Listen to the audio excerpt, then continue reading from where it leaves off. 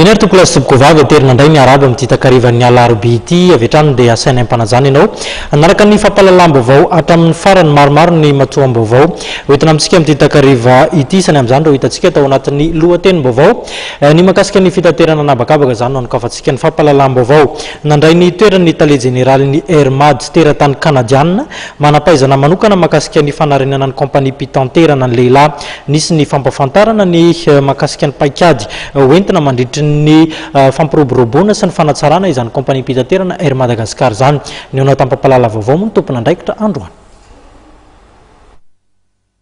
efatra hatramin'ny enin'andro eo dia isy ny rafitra vaovao apetraka eo anivon'ny kompani pitaterana Air Madagascar mba amolavola ny fandaharana asa ho an'ny taona 2024 hatramin'ny 2024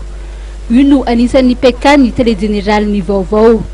efatrandro izay no tonga nandray ny toerana mahatale jeneraly ny Hermad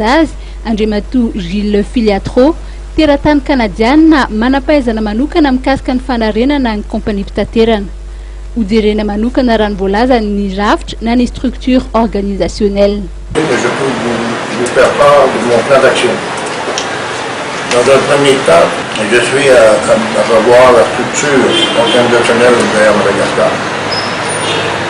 Et il est anticipé que de 4 à 6 semaines, une nouvelle structure organisationnelle sera mise en place. Cette nouvelle structure aura la responsabilité d'élaborer le plan d'affaires pour 2016, 2017 et 2018. Et lors de ce processus de préparation du plan d'affaires, il sera impératif que tous les directeurs revoient leur direction comme si c'était leur compagnie à eux. Comme on dit, je leur demande d'être le directeur général de leur direction. Ce qui veut dire prendre une feuille de papier blanche, de dire moi c'est ma compagnie, comment je peux la rendre profitable. Dimamtelopolo hatramin'ny efapolo isan-dato no azo fehezina eo amin'ireo fandanina raha ny nambarana fa ny sisa kosa dia tsy azo anoarana anisan'izany ny vidin'ny solika ny lanjan'ny vola vahiny sy ny hafa koa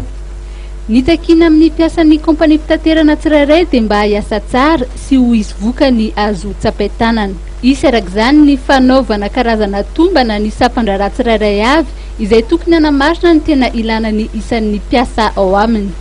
notsindriny manokana fa ambany ny karaman'ny mpiasa eo anivon'ny kompani pitaterana Air Madagascar raha oharina amin'ny karamany any amin'ny kompani pitaterana any ivelany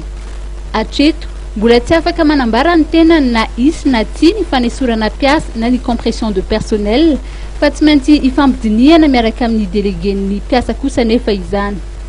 fanovana no ilaina mba hanarenana ny kompani fa tsy mandika fotsiny ny ataony hafa nampiarina hatrinela izany fandikana izay teo anivon'ny Air Madagascar saingy tsy nahitana fahombiazana ranitrakefany dia tsy nilaina ny fanampiana avy amin'ny fanjakana na ny subvention teo amin'ny fanarenana ny kompani pitaterana samihafa